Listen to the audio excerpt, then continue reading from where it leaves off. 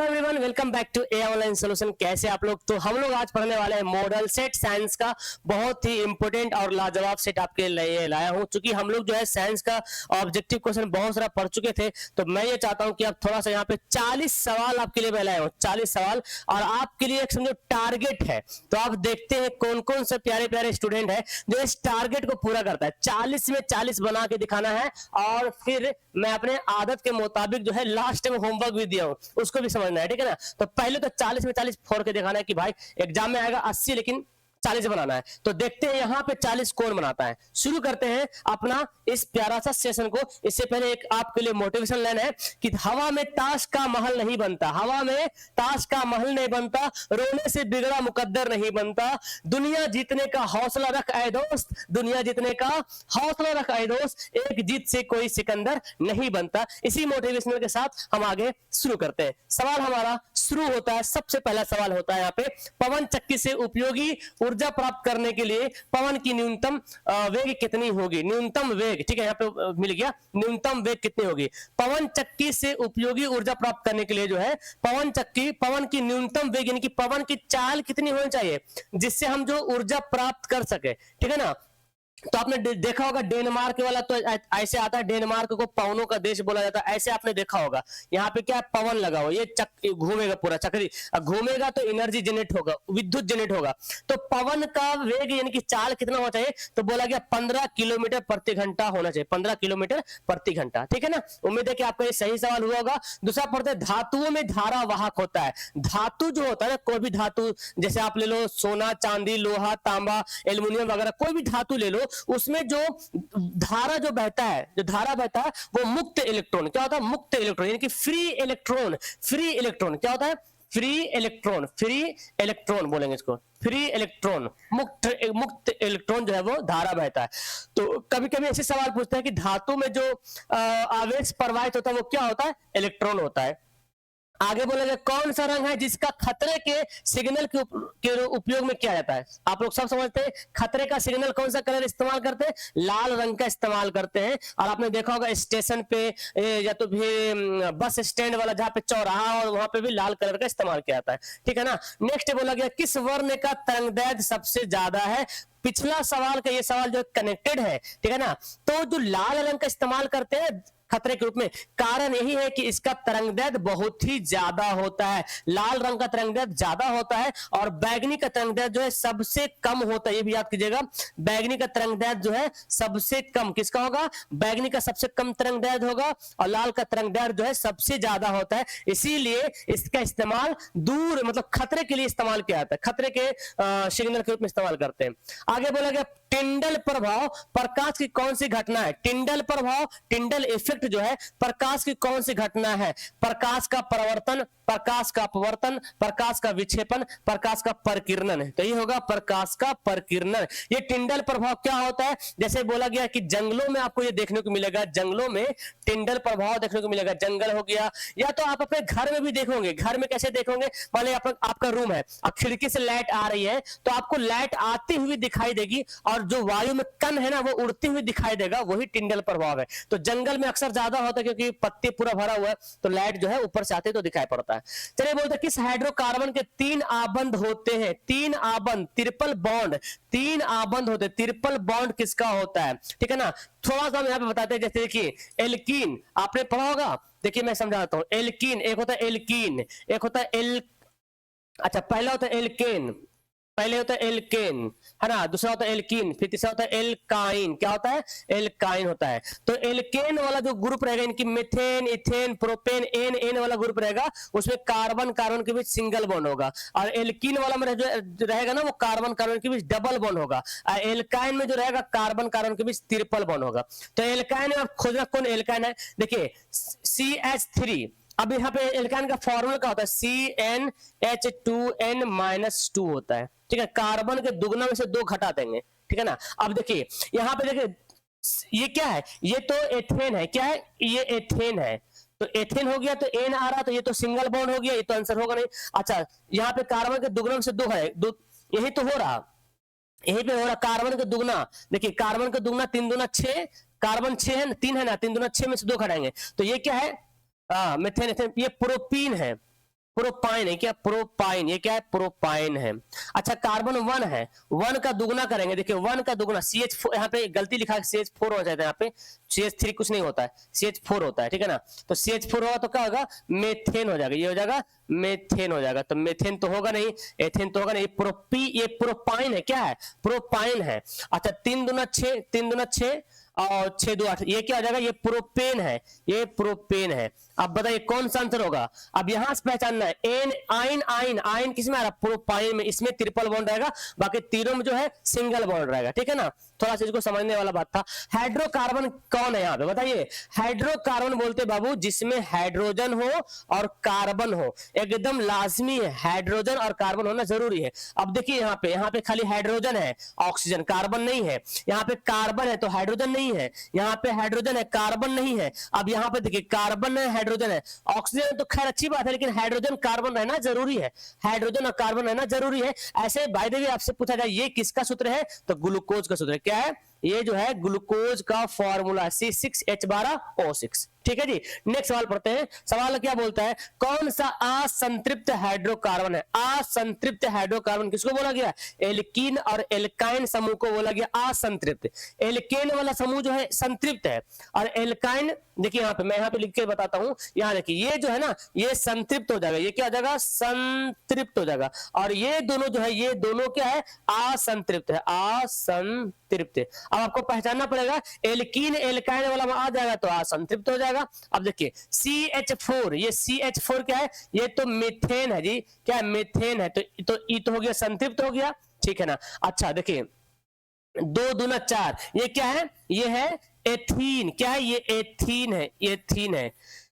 C2H, यहाँ पे कुछ मिस्टेक लिखा हुआ मेरे ख्याल, C2HO तो यहाँ पे होता नहीं, C2H8 होना चाहिए या 86 होना चाहिए, यहाँ पे कुछ लिखा मिस्टेक यहाँ पे है, ठीक है ना। इसमें तो देखिए एथीन आ गया, एथीन, तो एथीन क्या हो जाएगा, असंतृप्त हाइड्रोकार्बन होगा, यानी कि हमारा आंसर क्या होगा, ऑप्शन नंबर सी हो जाएगा। चलिए नेक्स्ट सवाल पढ़ते हैं। किसी चालक का प्रतिरोध किस पर निर्भर करता है, प्रतिरोध यानी कि रेसिस्टेंस, रुकावट किस पर निर्भर करेगा, चालक की लंबाई पर। बिल्कुल सही बात है, चालक की लंबाई बढ़ा देंगे तो रुकावट बढ़ जाएगा, है ना। आगे बोला गया चालक के अनुपस्थ काट के क्षेत्रफल पर, यानी कि चालक का जब एरिया बढ़ाएंगे, मोटा तार अगर मोटा रहेगा तो क्या होगा, बोलो प्रतिरोध निर्भर करेगा नहीं। तार मोटा है तो जल्दी जल्दी विद्युत धारा बहुत तेजी से फ्लो होगा, तार पतला है तो फ्लो बहुत कम होगा।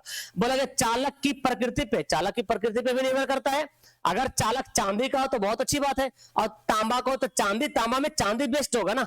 तो यहाँ पे सभी पर डिपेंड करता है, इनमें से सभी। आगे बोला गया आमीटर को विद्युत परिपथ में कैसे जोड़ा जाता है, कैसे जोड़ा जाता है। आमीटर को जानते हैं ना, विद्युत धारा को मापने का काम करता है, और आमीटर को जोड़ते हैं श्रेणी क्रम में। किसमें जोड़ते हैं, श्रेणी क्रम में जोड़ते हैं, ठीक है ना। एकदम मोस्ट इंपोर्टेंट सवाल है। आगे बोला गया घरेलू वायरिंग में 3 तार होता है, घर में जो वायरिंग होता है ना वो 3 तार होता है। एक विद्युत मन्य, मतलब जिसमें विद्युत करंट होता है, जिसको गर्म तार बोलते हैं। एक होता है उदासीन, जिसमें ना तो ठंडा होता है ना तो गर्म होता है। और एक भू संपर्कित, मतलब अर्थिंग वाला वायर होता है, ठीक है। तो बोलिए तारों का रंग बताना है। तो पहली बात तो गर्म, गरम क्या होगा, लाल, लाल गरम होगा तो ये काला गया काम से। इसी के अकॉर्डिंग चुनना है, पहले विद्युत मन्य, फिर उदासीन, फिर भू संपर्कित।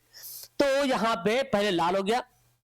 अब उदासीन जो तार होता है ना बाबू, वो काला होता है, काला, तो हो गया ऑप्शन नंबर सी। यहाँ ये हो गया काला, लाल हो गया गरम तार, काला हो गया उदासीन, और हरा हो गया ठंडा, जिसको अर्थिंग वायर को ठंडा वायर बोला जाता है, ठीक है ना। आगे बोला गया चुंबक के भीतर चुंबकीय क्षेत्र रेखाओं की दिशा कैसी होती है, ध्यान से पड़ेगा। चुंबक के भीतर बोला गया, अगर चुंबक, देखिए चुंबक जो होता है नॉर्थ है और साउथ है। बाहर से बोलेगा, अगर बाहर से बोलेगा तो साउथ, नॉर्थ से साउथ जाएगा, बाहर से बोलेगा तो। लेकिन सवाल बोल रहा चुंबक के अंदर से, क्या अंदर से, तो अंदर से जाएगा साउथ से नॉर्थ। कैसे जाएगा, साउथ से नॉर्थ, यानी कि दक्षिण से उत्तर, दक्षिण से उत्तर की ओर जाएगा, दक्षिण से उत्तर जाएगा। अंदर बोलेगा तो देखो भीतर बोल रहा, क्या बोल रहा, भीतर। अगर चुंबक के बाहर बोलेगा तो उत्तर से दक्षिण जाएगा, क्लियर। हाँ, ऐसे चुंबक से बाहर उत्तर से दक्षिण जाता है, अंदर अंदर बोलेगा तो दक्षिण से उत्तर। देखिए जल विद्युत संयंत्र किस ऊर्जा को विद्युत ऊर्जा में बदलता है, जिस जल विद्युत, यानी कि जल विद्युत समझ रहे ना, जैसे आपने सुना होगा भाखड़ा नंगल बांध हो गया, हीराकुंड डैम हो गया, उससे बिजली तैयार किया जाता है। तो उसमें होता क्या है, तो जो पानी जो रुकी रहती है ना, स्थितिज ऊर्जा में, एक जगह पानी स्टोर रहता है और फिर पानी गिरता है, टरबाइन मशीन पे, तो जाके विद्युत जनरेट होता है। तो पानी कैसे था, स्थितिज में था, रुकी हुई था एनर्जी, और तब जाके विद्युत ऊर्जा में कन्वर्ट हुआ। आगे बोला गया नरौरा नाभिकीय विद्युत संयंत्र किसमें है, ये आपने ज्योग्राफी में भी सवाल है पढ़ने का, लेकिन साइंस में नरौरा के बारे में दिया हुआ है। तो नरौरा पढ़ता है उत्तर प्रदेश में, है ना, कहां पड़ता, उत्तर प्रदेश में। महाराष्ट्र में बहुत इंपॉर्टेंट थे, याद है महाराष्ट्र में वो कौन था, तारापुर, तारापुर जो है महाराष्ट्र में था, ये इंपॉर्टेंट था सोशल के लिए, तारापुर महाराष्ट्र में, और नरौरा जो है उत्तर प्रदेश में बुलंदशहर में। आगे बोला गया गोलीय दर्पण की वक्रता त्रिज्या 40 सेंटीमीटर हो तो उसकी फोकस दूरी क्या होगी। एकदम लाजवाब सवाल, बहुत हल्का सवाल, इसको आप बता सकते हैं। बोला गया वक्रता त्रिज्या यानी कि r बराबर 40 सेंटीमीटर दिया हुआ है, तो निकालना फोकस निकालना है। तो फोकस का फॉर्मूला क्या होता है, r/2 यानी कि 40/2, तो कितना हो जाएगा 20 सेंटीमीटर। उम्मीद है सबने बना लिया होगा।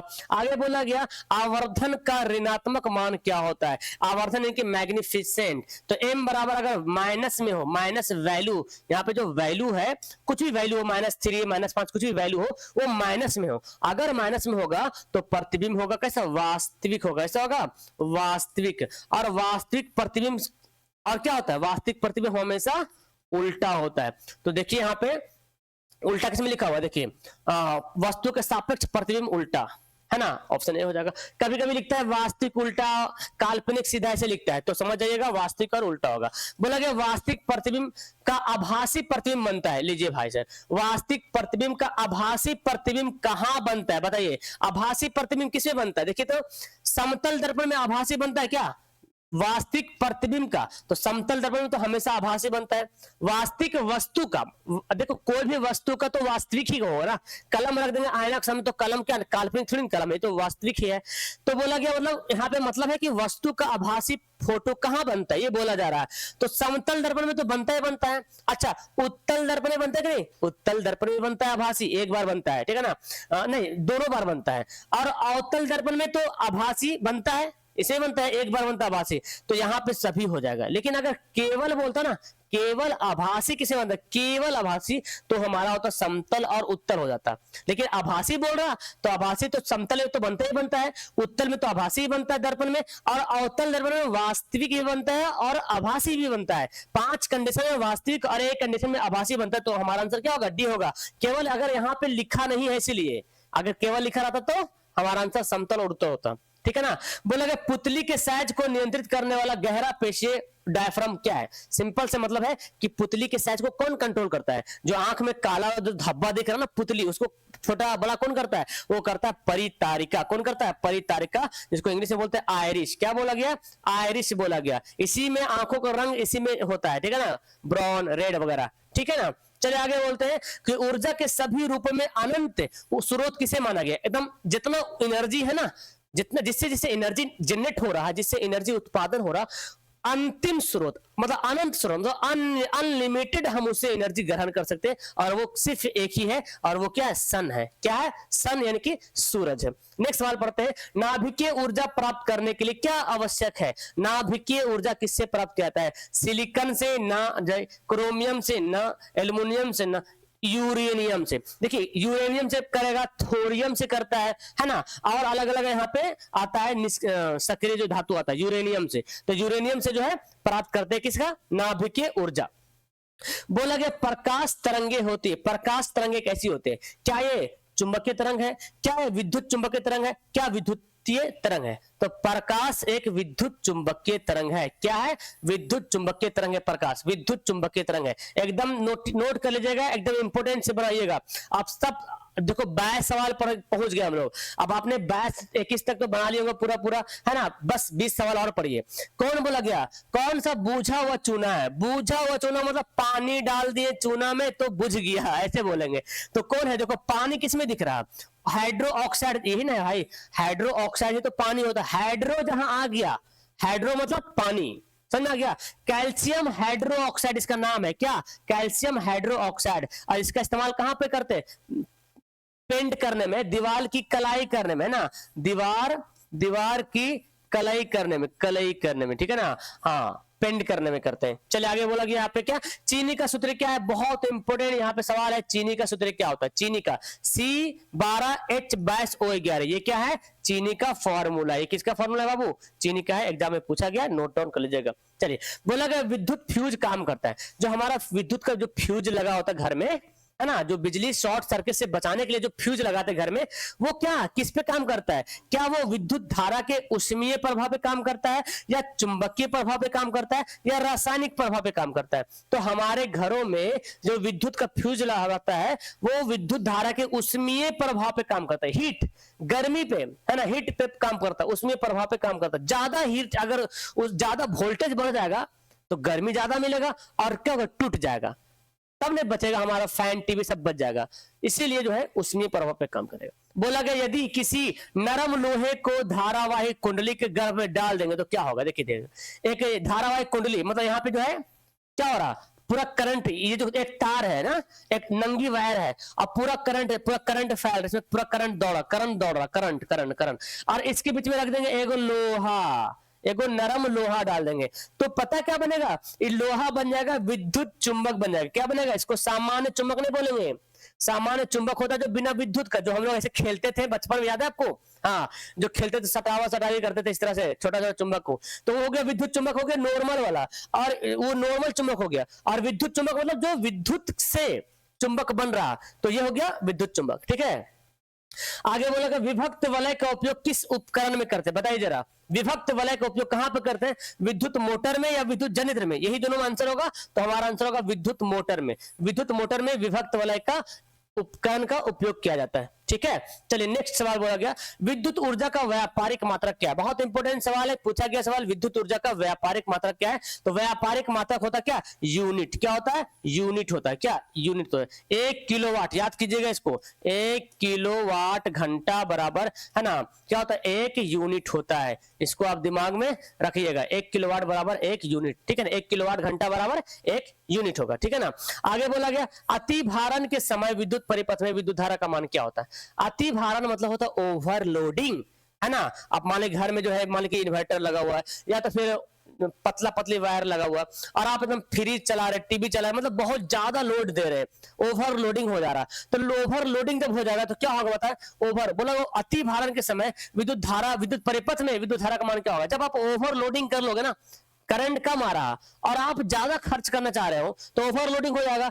ओवरलोडिंग की वजह से क्या होगा, हाँ ये क्या होगा, धारा का मान क्या होता है, ओवरलोडिंग में बढ़ जाता है, विद्युत धारा का मान बढ़ जाता है, समझ में आया, हाँ विद्युत धारा का मान बहुत ज्यादा बढ़ जाता है, ओवरलोडिंग मतलब होता है धारा का मान बढ़ जाना, है ना। चलिए नेक्स्ट सवाल बोला गया है सौर कुकर के लिए कौन सा दर्पण सबसे ज्यादा उपयुक्त होता है, सौर कुकर जिसको हम लोग क्या बोलते हैं, सौर कुकर ही बोला जाता है, जिसमें लगा होता है, खाना वाना बनाने के लिए इस्तेमाल करते हैं, पहाड़ी वाला एरिया वगैरह हम लोग कुछ लोग यूज करते हैं, तो इसका देखो आंसर होगा अवतल दर्पण ज्यादा सटीक, क्योंकि अवतल दर्पण को बोलते हैं अभिसारी दर्पण, याद है आपको, अवतल दर्पण को क्या बोलते हैं बाबू, अभिसारी दर्पण कहते हैं, क्योंकि ये प्रकाश को इकट्ठा करता है एक जगह, हालांकि आपके एनसीईआरटी में समतल लिखा हुआ, लेकिन हमको दिमाग में अभी तक समझ में आया समतल क्यों लिखा हुआ है, लेकिन हम अच्छे किताब मैंने पढ़ा उसमें लिखा हुआ अवतल दर्पण, लेकिन आपके क्लास 10th में दिया हुआ समतल दर्पण, अब मुझे समझ में आ रहा है समतल दर्पण किस हिसाब से हो रहा, क्योंकि अभिसारी दर्पण तो अवतल है, प्रकाश के इकट्ठा का काम करने का कौन करता है,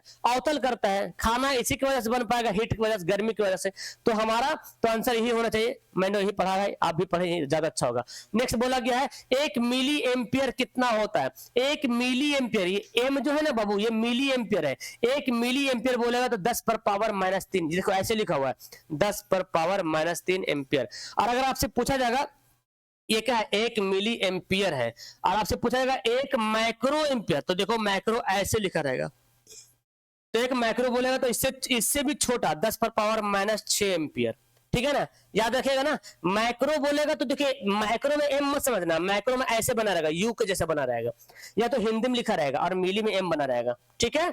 आगे बोला गया पानी से भरी बाल्टी की गहराई कम मालूम पड़ता है, क्यों, पानी से भरी बाल्टी हो, या पानी में डूबा हुआ पेंसिल हो टूटा हुआ दिखाई पड़ता है, या पानी में डाला हुआ सिक्का उठा हुआ दिखाई पड़ता है, या तालाब में मछली जो है मतलब स्थान बदला हुआ दिखाई पड़ता है, या तालाब जो कम गहरा दिखाई पड़ता है, नींबू डालेंगे पानी तो नींबू बड़ा बड़ा दिखाई पड़ता है, सबका एक ही रीजन है प्रकाश का अपवर्तन, क्या होगा, प्रकाश का अपवर्तित होना, इसी को बोला गया प्रकाश का अपवर्तन। नेक्स्ट बोला गया कठोर जल को मृदु जल बनाने के लिए सोडियम के किस यौगिक का उपयोग करेंगे। कठोर जल को मृदु जल बनाना, मृदु मतलब कठोरपन खत्म हो जाए, खारापन खत्म हो जाए, उसको बोला गया मृदु जल। तो मृदु जल बनाने के लिए किसका इस्तेमाल करें, कल ही पढ़े थे, धोने वाला सोडा, है ना, सोडियम कार्बोनेट, धोने वाला सोडा का इस्तेमाल करेंगे मृदु जल बनाने में, धोने वाला सोडा का। चलिए बोला गया कार्बन के 2 अपरूप के अलावा तीसरा अपरूप कौन है। कार्बन के 2 अपरूप आपने पढ़ा, हीरा ग्रेफाइट, ये पढ़ा, हीरा भी है ग्रेफाइट है। तीसरा याद कीजिए फ्लोरीन, क्या होगा, फ्लोरीन, ये भी कार्बन के तीसरा अपरूप हो गया। तो हीरा भी है, ग्रेफाइट भी है और फ्लोरीन है। फ्लोरीन जो होता है वो फुटबॉल के जैसा इसका रचना संरचना होता है, फुटबॉल, है ना, फुटबॉल के जैसा इसकी जो है संरचना होती है फ्लोरीन का। ठीक है, चलिए आगे बोला गया भोजन का पचना किस प्रकार की अभिक्रिया है। हम लोग जो भोजन खाते हैं तो जो भोजन हमारे शरीर में पच जाता है वो किस प्रकार की अभिक्रिया है। देखिए भोजन खाएंगे तो भोजन को पचने के लिए क्या चाहिए, ऑक्सीजन चाहिए। अब आपने पढ़ा वैसी रासायनिक अभिक्रिया जिसमें ऑक्सीजन का योग होता है उसको बोलेंगे उपचयन। क्या बोलते हैं, उपचयन अभिक्रिया। क्या बोलते हैं, उपचयन अभिक्रिया बोलते हैं। तो भोजन का पचना उपचयन अभिक्रिया कहलाएगा। ठीक है ना। आगे बोलेगा कौन सी गैस वैश्विक उष्मन के लिए उत्तरदायी है, यानी कि वैश्विक उष्मन मतलब होता है ग्लोबल वार्मिंग। क्या बोला गया, ग्लोबल वार्मिंग बोला गया, ग्लोबल वार्मिंग, वैश्विक उष्मन के लिए कौन जिम्मेदार, कौन सी गैस है, तो एक ही गैस है कार्बन डाइऑक्साइड। हालांकि और भी है, मीथेन भी है ना, बहुत सारी गैस है, लेकिन कार्बन डाइऑक्साइड सबसे ज्यादा रिस्पॉन्सिबल है ग्लोबल वार्मिंग के लिए। बोला गया यहाँ पे कौन स्वच्छ ऊर्जा है, स्वच्छ ऊर्जा समझते हैं ना, तो फ्रेश एनर्जी जिससे जो है पॉल्यूशन नहीं फैलता है उसको बोला गया। तो कोयला से फैलता ही फैलता है, लकड़ी जलाइएगा तो भी पॉल्यूशन होगा, प्राकृतिक गैस को जलाते हैं तो पॉल्यूशन नहीं फैलता है। यानी कि जैसे सीएनजी गैस हो गया, है ना, सीएनजी हो गया, एलपीजी गैस इस्तेमाल करते हैं, तो ये सब जो है मतलब स्वच्छ ऊर्जा में आएगा, इससे जो है पॉल्यूशन नहीं फैलता। घर में चूल्हा में जो खाना बनाते हैं गोईठा में या तो फिर कोयला में, तो उसमें क्या होता है धुआं बहुत ज्यादा निकलता है। ठीक है ना। और अगर घर में अगर सिलेंडर का यूज करते हैं एलपीजी तो उसमें धुआं नहीं निकलता है, मतलब वो नुकसानदायक नहीं है।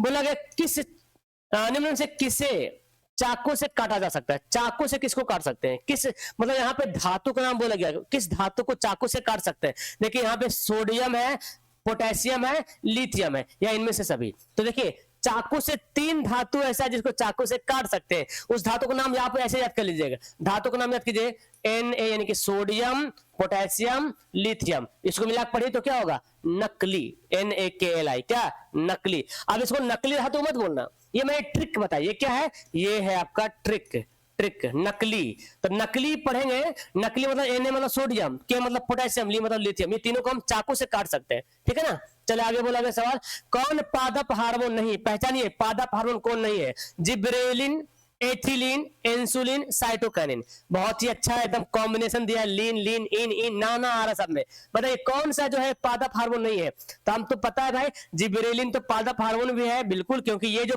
पौधों को वृद्धि में मदद करता है। एथिलीन ये भी पादप हार्मोन है क्योंकि ये फल को पकाने के लिए इस्तेमाल होता है। साइटोकाइनिन ये भी पादप हार्मोन है, पौधों को विकास करने में मदद करता है। और इंसुलिन ये पादप नहीं बल्कि ये मानव में पाया जाने वाला हार्मोन है ना, जिसकी कमी से क्या होता है मधुमेह बीमारी हो जाता है। ठीक है जी। चलिए आगे बोलते हैं अलैंगिक जनन मुकुलन के द्वारा होता है। किसी में होता है मुकुलन के द्वारा, हाँ बडिंग, मुकुलन को बोलते हैं बडिंग। क्या बोलते हैं इंग्लिश में, बडिंग कहते हैं, बडिंग। तो मुकुलन के द्वारा किसमें अलैंगिक होता है। हालांकि यहाँ पे चारों जो है अलैंगिक जनन है, चारों क्या है अलैंगिक जनन है, लेकिन मुकुलन के द्वारा किसमें होता है, एस्टेम होता है। और एक और एग्जाम्पल आता है क्या, और हाइड्रा, इस्ट और हाइड्रा ये दोनों में होता है ना, इस्ट प्लस हाइड्रा दोनों में होता है। ठीक है ना, एस्टेम भी होगा और हाइड्रा भी होगा। आखिरी सवाल आपके सामने हाजिर होता है पीतल किसका उदाहरण है। तो पीतल क्या बताओ भाई, पीतल क्या है, क्या धातु है, क्या मिश्र धातु है। तो पीतल है एक मिश्र धातु। किससे बना है पीतल, पीतल मैंने बार बार बताया पिताजी, ऐसे याद करो, पिताजी करके याद करो। और पी से जो हो गया वो पीतल हो गया। और पीतल जो मिश्र धातु है किससे बनेगा, ता मतलब तांबा से बनेगा और जा मतलब जस्ता से बनेगा। तो तांबा और जस्ता से मिलकर बनेगा पीतल। इसको हम लोग ट्रिक बताए पिताजी, पिताजी। बहुत और पूछता सवाल ये वाला। तो मैंने यहाँ पे 40 सवाल बना दिया, मुझे उम्मीद है आप लोग 40 में 40 बनाए होंगे। अब आपके लिए होमवर्क यहाँ पे, ये मैंने आज 3 होमवर्क दिया है, 3 क्वेश्चन दिया है। लोहा का परमाणु संख्या बताना है, निकट दिशी दोष को, निकट दिशी को दूर करने के लिए में कौन सा लेंस का उपयोग किया जाता है, मानव में कितने जोड़े क्रोमोसोम होते हैं। ये तीनों का होमवर्क आंसर कमेंट कीजिएगा। और दूसरा कमेंट करना है आपको क्या, कि आपने 40 में कितना फोड़ा आज, ठीक है, कितना आपने 40 में फोड़ा। इसका टेस्ट होगा, इसका टेस्ट होता है हमारा पास, कहां होता है, वेबसाइट पे होता है। मैं आपको वेबसाइट के बारे में थोड़ा सा बता देता हूं, यहाँ पे देखिए ध्यान से।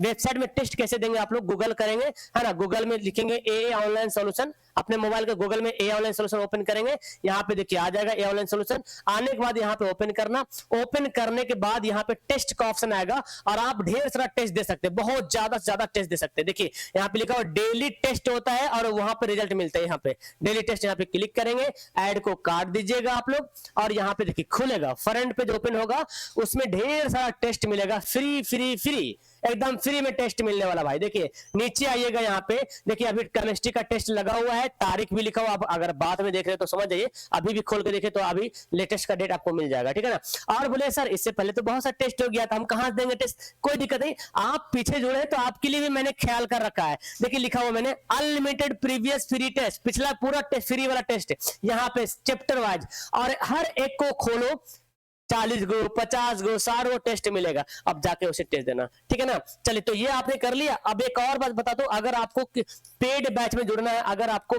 पेड बैच में जुड़ना है तो हमारा पेड बैच चलता है 299 का, जिसका नाम है उम्मीद बैच। क्या नाम है, उम्मीद बैच नाम है, उम्मीद, उम्मीद, और उम्मीद पे तो पूरी दुनिया टिकी हुई है क्या, उम्मीद बैच, उम्मीद बैच, जिसमें मुझे उम्मीद क्या है, 450 प्लस मार्क्स लाने का ये उम्मीद है, ठीक है ना। तो इसमें आपको 299 सारा कुछ अवेलेबल मिलेगा, PDF, notes, video, live test वगैरह सारा कुछ अवेलेबल मिलेगा। आप अपना एप्लीकेशन का डाउनलोड कर सकते हैं, ए ऑनलाइन सॉल्यूशन, प्ले स्टोर से जाके मोबाइल नंबर नोट कर लीजिए, 82 10 42 32 00, ठीक है ना। तो ये अभी जो नोट्स है ये 2024 के लिए है ना, आप जरूर इसमें जुड़िएगा और मोबाइल में मैसेज कीजिएगा। बाकी मैंने आपको जो होमवर्क बता दिया, इस होमवर्क आंसर सभी लोग करेंगे, मुझे इंतजार रहेगा आपके होमवर्क आंसर का, ताकि मैं देखूं कितने बच्चे ने होमवर्क आंसर दिया है और कहां तक सही दिया है, और आपने 40 में कितना फोड़ा है वो भी आज देखने को मिल जाएगा। That's all, thank you everyone, bye.